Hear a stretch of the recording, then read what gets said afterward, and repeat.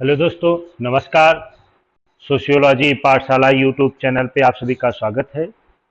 दोस्तों, इस YouTube channel पे हम आप लोगों को समाजशास्त्र विषय को पढ़ाते हैं और आने वाले जो भी कंपटीशन के एग्ज़ाम होने वाले हैं उसके लिए मैं ऑब्जेक्टिव टाइप के क्वेश्चन को भी सॉल्व कराता हूँ। अभी कुछ एग्ज़ाम्स आने वाले हैं, जैसे यूपी हायर एजुकेशन का एग्ज़ाम होने वाला है, जीडीसी जीआईसी का एग्ज़ाम होने वाला है, यूपी पीजीटी का एग्ज़ाम होने वाला है, नेट और उसके बात करें एमपी का भी असिस्टेंट प्रोफेसर का एग्ज़ाम लगा हुआ है। तो इन सबको ध्यान में रखते हुए हम लोग प्रीवियस ईयर के क्वेश्चन पेपर को सॉल्व करा रहे हैं। तो ये जो है, ये पेपर जो मैंने लिया है, ये यूपी असिस्टेंट प्रोफेसर का यूपी एचएससी का जो 2021 में एग्ज़ाम हुआ था उसके पेपर को सॉल्व कर रहे हैं। ध्यान रखिएगा, इसके 20 क्वेश्चन को मैंने पहले वीडियो में सॉल्व करा दिया है। आज 20 प्रश्नों को फिर सॉल्व कराएंगे और ये दूसरी वीडियो है। और इसमें जो है आयोग के जो आंसर रहे हैं, फाइनल आंसर आयोग के जो रहे हैं उस पर डिस्कस करेंगे। क्या गलतियां रही होंगी, जो भी आयोग की गलतियां हैं उसको भी इसमें डिस्कस करेंगे। तो आइए ज़्यादा देर नहीं करते हैं दोस्तों, आज का पहला प्रश्न है। और चूंकि मैंने पहली वीडियो में 20 प्रश्न सॉल्व कराए हैं तो यह 21वें प्रश्न से प्रारंभ होगा। इरविन गॉफमैन ने किस पुस्तक में अभिनय शास्त्रीय सिद्धांत को प्रस्तुत किया है? पहला प्रश्न है कि गॉफमैन की पुस्तकें लिखी हुई हैं यहाँ चार, ये चारों गॉफमैन की पुस्तक है, इसको भी आप लोग ध्यान रखिएगा। इन चारों पुस्तकों में किसमें उन्होंने अभिनय शास्त्री यानी नाटककारिता का सिद्धांत किस पुस्तक में दिया है? तो ध्यान रखिएगा, ये जो है उनकी लगभग पहली पुस्तक है, the presentation of self in everyday life. इसी पुस्तक में उन्होंने अभिनय शास्त्री उपागम को दिया हुआ है। ध्यान रखने वाली बात है कि इसमें दो अवधारणाओं का प्रयोग करते हैं। ये एक अवधारणा है फ्रंट और एक अवधारणा है बैक। ध्यान रखिएगा, ये साइड स्टेज की बात नहीं करते हैं, इस चीज को आप लोग ध्यान रखिएगा।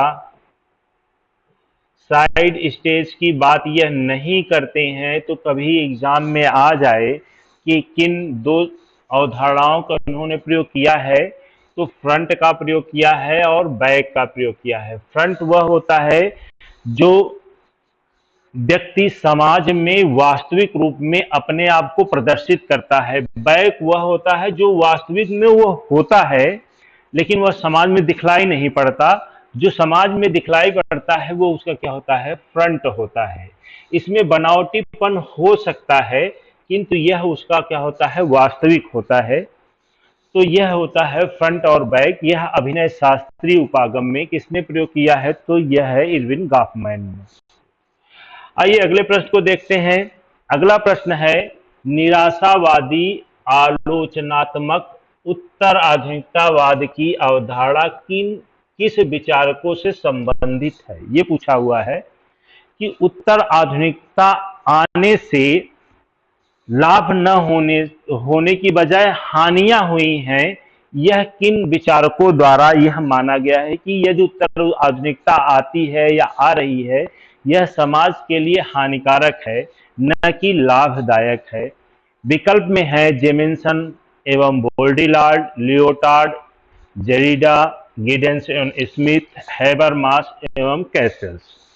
तो ध्यान रखिएगा दोस्तों, निराशावादी उत्तर आधुनिकतावादी विचारक में जेमिन्सन और बोल्डिलार्ड आते हैं। इन दोनों विचारकों का यह मानना है कि समाज में उत्तर आधुनिकता जो आ रही है यह समाज में हानियां ला रही हैं। तो इस प्रकार से ए विकल्प सही हो जाएगा। कुछ अवधारणाओं की बात करें तो जैसे बोल्डिलार्ड महोदय ने कुछ अवधारणाओं का प्रयोग किया है। ये जो है कह रहे हैं कि उत्तर आधुनिकता समाज जो है क्या है? उपभोक्तावादी समाज है।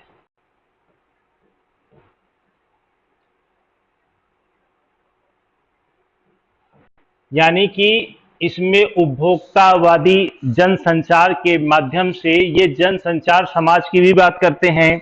आधुनिकता को उन्होंने आहत समाज कहा है। किसने? बोल्डिलार्ड महोदय ने आधुनिकता को आहत समाज कहा है। तो यह भी पूछा जाता है। उसके बाद बात करें फ्रेडरिक जेमिन्सन महोदय की, तो इनकी अवधारणाओं में आता है विलंबित पूंजीवाद की बात करते हैं।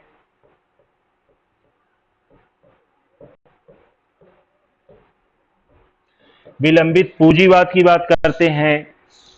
उसके बाद संस्कृति का पर्णीकरण की बात करते हैं। संस्कृति का पर्णीकरण,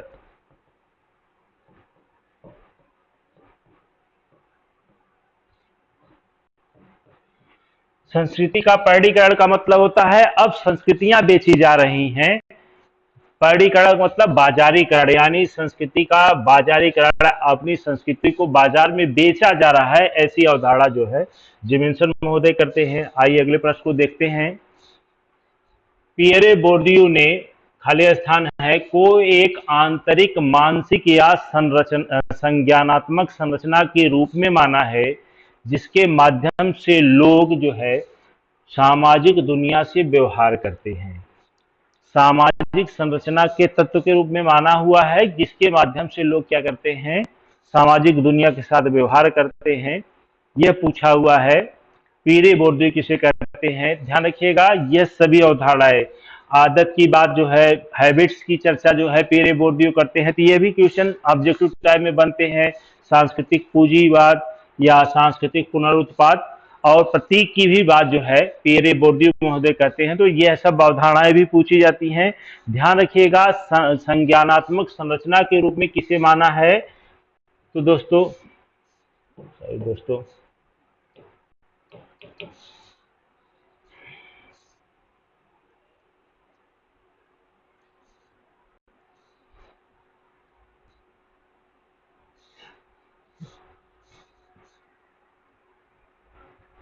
तो इन्होंने माना है सांस्कृतिक पुनरुत्पाद, कल्चरल रिप्रोडक्शन की बात करते हैं। ये कहते हैं यह संज्ञानात्मक संरचना के रूप में लोगों द्वारा सामाजिक दुनिया के व्यवहार करने के लिए प्रयोग किया जाता है।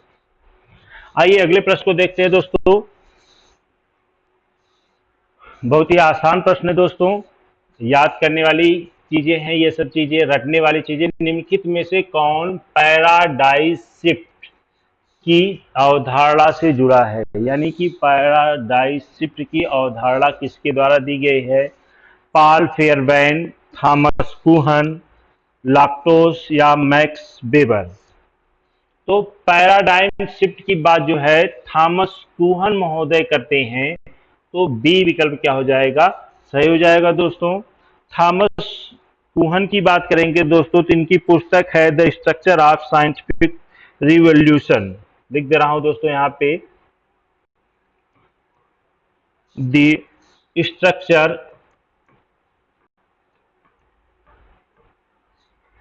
ऑफ साइंटिफिक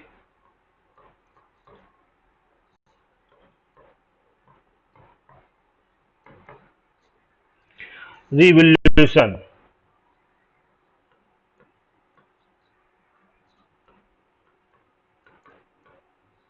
यह इनकी पुस्तक है। इसी पुस्तक में इन्होंने पैराडाइम शिफ्ट की चर्चा किया है दोस्तों, तो बी विकल्प क्या हो जाएगा? सही हो जाएगा। अगले प्रश्न पे आते हैं। पर सांस्कृतिक अध्ययन किस सामाजिक अनुसंधान विकल्प के उदाहरण हैं?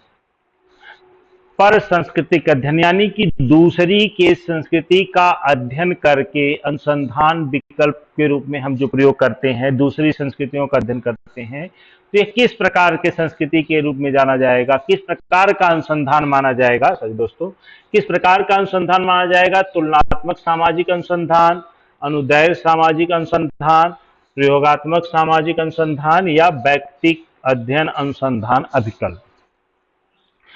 तो ये ध्यान रखिएगा दोस्तों, हम पर संस्कृति का मतलब होती है दूसरे संस्कृति का अपनी संस्कृति से क्या करते हैं? तुलनात्मक अध्ययन करते हैं।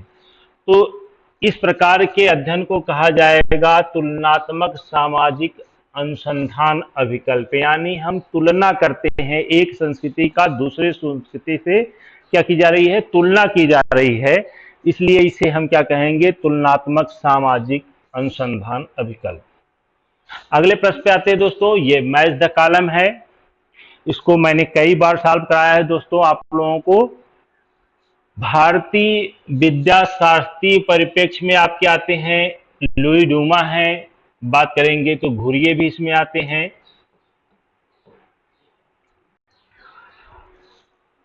इसके बाद बात करें दोस्तों मार्क्सवादी परिप्रेक्ष्य, तो मार्क्सवादी परिप्रेक्ष्य में आते हैं AR देसाई, और साथ में बात करें तो DP मुखर्जी भी आते हैं।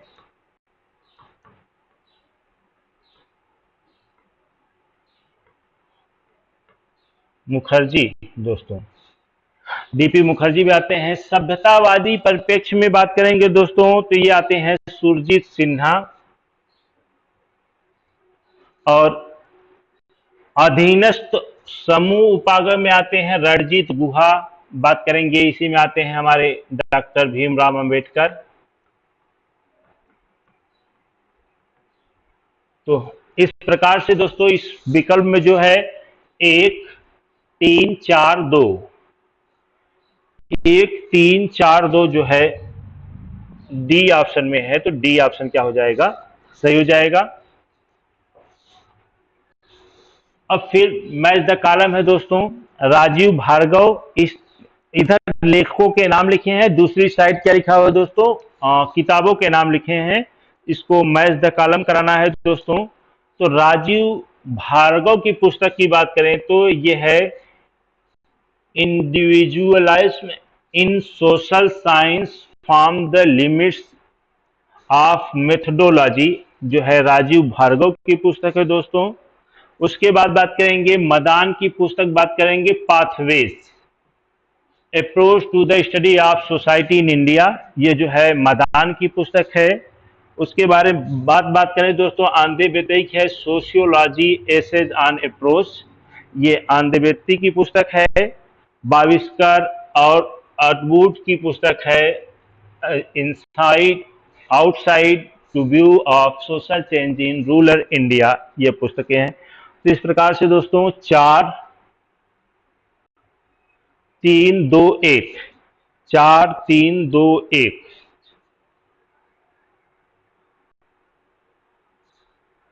4 3 2 1 बी विकल्प में है दोस्तों, तो बी ऑप्शन क्या हो जाएगा, सही हो जाएगा। आइए अगले प्रश्न में देखते हैं। 28वां प्रश्न है, यह किसने कहा कि सत्य के लिए कोई संक्षिप्त मार्ग नहीं है, ब्रह्मांड का ज्ञान प्राप्त करने के लिए वैज्ञानिक विधि के द्वार से गुजरना ही पड़ेगा। ये सत्य को हमको जानना है तो इसका कोई संक्षिप्त मार्ग नहीं है, हमें विज्ञान के माध्यम से गुजरना ही पड़ेगा। ये किसने कहा है, Karl Pearson, Lundberg, Stuart Chase, A Wolf. तो ध्यान रखिएगा दोस्तों, ये जो है कथन सत्य के लिए कोई संक्षिप्त मार्ग नहीं है, ब्रह्मांड का ज्ञान प्राप्त करने के लिए वैज्ञानिक विधि से गुजरना पड़ेगा, ये जो है कार्ल पियर्सन का कथन है। तो ए विकल्प क्या हो जाएगा, सही हो जाएगा दोस्तों।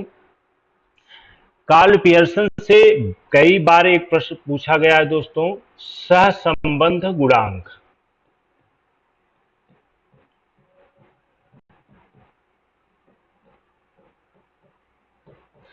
सहसंबंध गुणांक निकालने की विधि जो है कार्ल पियर्सन महोदय ने बताया है, और सहसंबंध गुणांक सदैव -1 से +1 के बीच में ही आता है दोस्तों। तो यह भी कई बार पूछा हुआ प्रश्न है कि सहसंबंध गुणांक का मान किसके किसके बीच में आता है। तो -1 से लेकर के +1 के बीच में ही सहसंबंध का गुणांक निकाला जाता है, इसी के बीच में आएगा दोस्तों। तो यह भी आप लोग ध्यान रखिएगा। अगला प्रश्न है, जो सिद्धांत शास्त्री यह नहीं जानता कि उसकी उपकल्पना के परीक्षण के लिए कौन सी, मतलब उपकल्पना के परीक्षण के लिए कौन सी विधियां उपलब्ध हैं, वह व्यवहारिक प्रश्नों के निर्माण में असफल रहता है। यह परिभाषा किसकी है, यानी कि उपकल्पना के लिए कौन कौन सी उसकी परीक्षा, मैंने उपकल्पना बना ली, उसके परीक्षण के लिए कौन कौन सी विधियां समाज में उपलब्ध हैं, यह अगर हमको नहीं पता चल रहा है तो हम व्यवहारिक प्रश्नों को निर्माण नहीं कर सकते, यानी कि व्यवहारिक शोध हम नहीं कर सकते हैं, असफल हो जाएंगे। ऐसी बात कौन कह रहा है? विकल्प में है गुड एवं हार्ट, जहोदा, पीबी यंग, बर्नार्ड। तो यह परिभाषा जो है दोस्तों गुड एवं हार्ट की है। तो इस चीज को आप लोग याद रखिएगा। उपकल्पना परीक्षा के लिए कौन सी विधियां उपलब्ध हैं? वह व्यवहारिक प्रश्नों के निर्माण में असफल रहता है। यह कौन कह रहा है? तो यह गुड एवं हार्ट कहते हैं। इनकी पुस्तक ध्यान रखिएगा, कई बार परीक्षाओं में पूछा हुआ है। Research methods, sorry, method in research दोस्तों।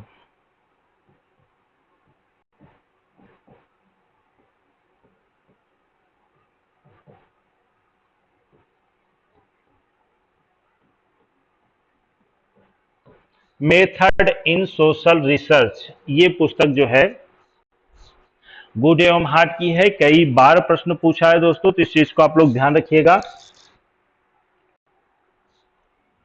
अगला प्रश्न है, यह भी सोच से ही प्रश्न है दोस्तों। निम्नलिखित में से यह किसने परिभाषित किया है कि सहभागी निरीक्षणकर्ता अध्ययन किए जाने वाले समूह के बीच रहता है अथवा अन्य प्रकारों से उनके जीवन में भाग लेता है? सहभागी अवलोकन की परिभाषा है ये दोस्तों कि सहभागी अवलोकन करने वाला व्यक्ति अध्ययन किए जाने वाले समूह में बीच रह करके अध्ययन करता है या फिर क्या है, किसी न किसी प्रकार से उनके जीवन में भाग लेकर के उसका अध्ययन करता है। यह परिभाषा किसकी है? पीबी यंग की है, रेमंड फर्थ की है, जॉन एवं मेज की है, गुड एवं हार्ट की। तो दोस्तों ध्यान रखिएगा, यह परिभाषा जो है सहभागी अवलोकन की पीबी यंग महोदय ने दिया है। तो ए विकल्प क्या हो जाएगा? सही हो जाएगा। अगले प्रश्न में आते हैं। यह भी मैच द कॉलम का प्रश्न है दोस्तों। एक तरफ क्या है, आपकी पुस्तकें हैं, सॉरी, एक तरफ लेखक है, दूसरी तरफ पुस्तक है। देखिए अभी मैंने बताया मेथड इन सोशल रिसर्च, यह पुस्तक गुड एवं हार्ट की है, तो यहीं से लगा लीजिए। सी का 3, तो सी का 3 है तो दोस्तों ये कट हो जाएगा, ये कट हो जाएगा। अब सी और डी में टक्कर है दोस्तों। देखते हैं अगला नंबर क्या है। उसके बाद बात करेंगे दोस्तों आर एल एकाफ। एकाफ की पुस्तक जो है दोस्तों ये है डिजाइन ऑफ सोशल रिसर्च। तो ए का 4, ए का 4 कहीं पे है दोस्तों, ये है दोस्तों, डी विकल्प से हो जाएगा। पीबी यंग की पुस्तक की बात करेंगे तो यह हो जाएगा scientific social survey and research, यह भी कई बार परीक्षाओं में पूछा हो दोस्तों। एफ एल वेटनी की पुस्तक है एलिमेंट्स ऑफ रिसर्च, तो ए हो जाएगा। तो डी विकल्प क्या हो जाएगा, इसमें सही हो जाएगा। मैक्स वेबर के अनुसार कौन सा एक समाज में स्तरीकरण का केंद्रीय अंग नहीं है? मैक्स वेबर के अनुसार समाज में वर्ग स्तरीकरण के लिए ये किसका प्रयोग नहीं किया गया है, ये पूछा है कि स्तरीकरण में किसका प्रयोग नहीं करते हैं। तो इन्होंने अवधारणा दिया है क्लास, स्टेटस एंड पावर। ये तीन चीजों की चर्चा ये करते हैं, सत्ता की चर्चा ये नहीं करते हैं स्तरीकरण में। तो ए विकल्प क्या हो जाएगा, सही हो जाएगा। क्लास, स्टेटस, पावर की बात करते हैं, ये अथॉरिटी की बात नहीं करते। अथॉरिटी की बात करते हैं दोस्तों, लेकिन स्तरीकरण के संदर्भ में ध्यान रखने की वाली बात है, यहाँ पे कंफ्यूज हो जाएंगे आप लोग। स्तरीकरण के संदर्भ में ये क्लास, स्टेटस और पावर की बात करते हैं। सत्ता की बात ये दूसरी जगह करते हैं, नौकरशाही के संदर्भ में करते हैं, शक्ति के संदर्भ में करते हैं कि शक्ति जिसके पास क्या होती है, वैधानिक सत्ता जो होती है उसे शक्ति कहा जाता है। तो सत्ता का शब्द का प्रयोग इन्होंने किया है, लेकिन स्तरीकरण के संदर्भ में इन्होंने सत्ता का प्रयोग नहीं किया है। अगले प्रश्न पे आते हैं। किसने लिखा है कि इसके विस्तृत अर्थों में समाजशास्त्र मानवीय अंतः क्रियाओं एवं अंतः संबंधों, उनकी दशाओं तथा परिणामों का अध्ययन है? क्या है? समाजशास्त्र मानवीय अंतः क्रियाओं, अंतः संबंधों, उनकी अंतः दशाओं तथा परिणामों का अध्ययन है। ये किसने कहा है? विकल्प में है दोस्तों मॉरिस जिन्सबर्ग, मैकाइवर एवं पेस, ए कोजर या फिर टालकट पार्सन्स। तो समाजशास्त्र को मानवीय अंतःक्रियाओं अंतर संबंधों के रूप में परिभाषित किया है, तो यह है मॉरिस जिन्सबर्ग। ज्यादा परिभाषाओं को याद करने की जरूरत नहीं है दोस्तों। समाजशास्त्र मानवीय अंतःक्रियाओं का अध्ययन है, इतना याद रखिएगा। तो ये जान लीजिएगा आप किसकी परिभाषा है, ये मॉरिस जिन्सबर्ग की परिभाषा है। बाकी मैकलॉरिन पेज की परिभाषा सभी को रटा हुआ है, सामाजिक संबंधों के जाल को कहते हैं। ये 34वां प्रश्न है दोस्तों। यदि वीडियो अच्छी लग रही हो तो लाइक करें, चैनल पे पहली बार आए हो तो सब्सक्राइब जरूर करें। आइए देखते हैं 34वां प्रश्न क्या है। निम्नलिखित में से सामाजिक संरचना के अध्ययन के लिए दो प्रकार के प्रारूप क्या है, वास्तविक सामाजिक संरचना और सामान्य सामाजिक संरचना। यानी संरचना के दो स्वरूप, वास्तविक सामाजिक संरचना और सामान्य सामाजिक संरचना के रूप में किसने विभाजित किया हुआ है? Radcliffe Brown, Herbert Spencer, Karl Marx, Talcott Parson. ध्यान रखिएगा दोस्तों, स्पेंसर की बात करेंगे तो इन्होंने सामाजिक संरचना का प्रयोग सर्वप्रथम किया है। तो सामाजिक संरचना शब्द का प्रयोग या प्रकार्य शब्द का प्रयोग सबसे पहली बात हर्बर्ट स्पेंसर ने किया है, किंतु वास्तविक सामाजिक संरचना और सामान्य सामाजिक संरचना में विभाजन किया है तो यह किया है रेडक्लिफ ब्राउन महोदय ने। तो ए विकल्प सही हो जाएगा। अगले प्रश्न पे आते हैं। 35वां प्रश्न है, निम्नलिखित में से यह विवेचना किसने की है कि कमांड क्लास और ओबे क्लास में विभाजित किया है? यानी समाज को कमांड क्लास और ओबे क्लास के रूप में किसने विभाजित किया हुआ है, ये पूछ रहा है। Anthony Giddens, Karl Marx, Peter Berger, Ralf Dahrendorf. तो ध्यान रखिएगा, इस चीज को रट लीजिएगा आप लोग। कमांड क्लास और ओबे क्लास की बात जो है राल्फ डहरनडॉर्फ महोदय करते हैं। तो डी विकल्प क्या हो जाएगा, सही हो जाएगा। 36वां प्रश्न है दोस्तों, निम्नलिखित विद्वानों में से किसने तर्क दिया कि एक साथ रहने वाले लोगों के जीवन में क्रियाशील अंतर्निहित प्रक्रियाओं का अनुसंधान ही सामाजिक अनुसंधान है? क्या है यह परिभाषा है सामाजिक अनुसंधान के संदर्भ में कि एक साथ रहने वाले लोगों के जीवन की क्रियाशील अंतर्निहित प्रक्रियाओं का अनुसंधान ही क्या है, सामाजिक अनुसंधान। ये किसने कहा है? विकल्प में है पीबी यंग, बोगार्डस, गुडे एवं हार्ट, जी.ए. लुंडबर्ग।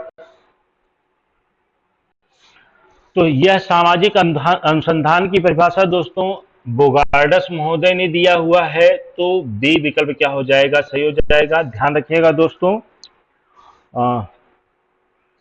आजकल पैटर्न ये बना हुआ है कि अधिकांशतः लगभग सभी प्रकार के पेपरों में 5-7 क्वेश्चन ऐसे पूछे जाते हैं जो सामाजिक शोध से संबंधित होते हैं। तो इसलिए मैंने कुछ वीडियो पीछे बना रखे हैं, कम से कम 5-7 वीडियो होंगे, आप लोग देख लेंगे तो शोध के लगभग सभी क्वेश्चन आपके हो जाएंगे। एक आध दो क्वेश्चन छूटेंगे नहीं तो सभी क्वेश्चन आप लोग आराम से कर जाएंगे। तो उस वीडियो को आप लोग जरूर देखिएगा। मैं एक प्लेलिस्ट बना दूंगा अभी आप लोगों के लिए सामाजिक शोध से संबंधित, उसमें 5-6 वीडियो जो पड़े हुए हैं मैं उनको उसमें डाल दूंगा। तो आप लोग उसको जरूर देखिएगा, क्योंकि उसमें से गारंटी है कि 4-5 क्वेश्चन तो आएंगे ही आएंगे। तो आप लोग उसको जरूर देखिएगा। अगला प्रश्न है 37वां प्रश्न, किसने कहा कि उपकल्पना परीक्षण किए जाने वाला एक प्रस्ताव है? यह भी उपकल्पना की परिभाषा है दोस्तों, यह सब चीजें रटने वाली हैं। उपकल्पना परीक्षण किए जाने वाला एक प्रस्ताव है, किसने कहा है? तो बोगार्डस, पीबी यंग, एफ.एन. कॉलिंगर, उपरोक्त में से कोई नहीं। यह भी परिभाषा दोस्तों बोगार्डस की है। तो ए विकल्प क्या हो जाएगा, सही हो जाएगा। बोगार्डस से एक प्रश्न और पूछा जाता है दोस्तों, ये दिए हुए हैं सामाजिक दूरी का पैमाना। सामाजिक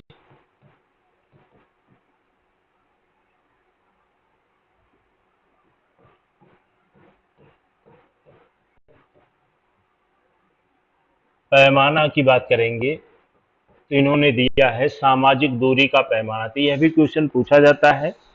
किसने दिया है? तो बोगार्डस महोदय ने। 38वें प्रश्न पे आते हैं दोस्तों। निम्नलिखित में से किसका नाम अनुकूलतम जनसंख्या के सिद्धांत से संबंधित है? अनुकूलतम जनसंख्या का सिद्धांत किसके द्वारा दिया गया है? Michael Thomas and Sandler, Thomas Doubleday, Edwin Cannan, उपरोक्त में से कोई नहीं। तो ध्यान रखिएगा, अनुकूलतम जनसंख्या का सिद्धांत कई विद्वानों ने दिया है, किंतु जनक के रूप में एडविन केनन को माना जाता है। तो जनसंख्या का अनुकूलतम सिद्धांत कहने का मतलब यह है कि हमारे पास एक निश्चित क्षेत्र विशेष में जो प्राकृतिक संसाधन होते हैं उसके लिए अनुकूलतम जनसंख्या जितना उसका सही उपयोग कर सके, यानी कि ऐसी जनसंख्या भी न हो कि उसका दुरुपयोग हो और ऐसी भी जनसंख्या न हो कि पूरे संसाधन उपलब्ध ही न हो पाए। तो ऐसी जनसंख्या को उन्होंने अनुकूलतम जनसंख्या सिद्धांत दिया हुआ है। थॉमस डबलडे की बात करेंगे तो इन्होंने आहार सिद्धांत दिया है। कई बार परीक्षाओं में पूछा हुआ है दोस्तों, इसको भी ध्यान रखिएगा। आहार सिद्धांत किसने दिया है? तो डबलडे महोदय ने दिया हुआ है। आइए अगले प्रश्न में देखते हैं दोस्तों। 29वां प्रश्न है मैक्स वेबर से संबंधित। मैक्स वेबर द्वारा जीवन अवसर की अवधारणा का प्रयोग किया गया है। तो इन्होंने, अभी मैंने जो बताया था आप लोगों को, क्लास स्टेटस पावर की बात करते हैं। इसमें उन्होंने वर्ग को बताने के लिए जीवन अवसर के रूप में प्रयोग किया था। वर्ग को बताने के लिए जीवन अवसर का प्रयोग किया था। क्लास स्टेटस पावर की जो बात करते हैं तो क्लास को, यह जब क्लास को डिफाइन कर रहे थे कि समाज में कितने प्रकार की क्लासेस हैं, वर्ग हैं, तो इसके लिए उन्होंने जीवन अवसर का प्रयोग किया।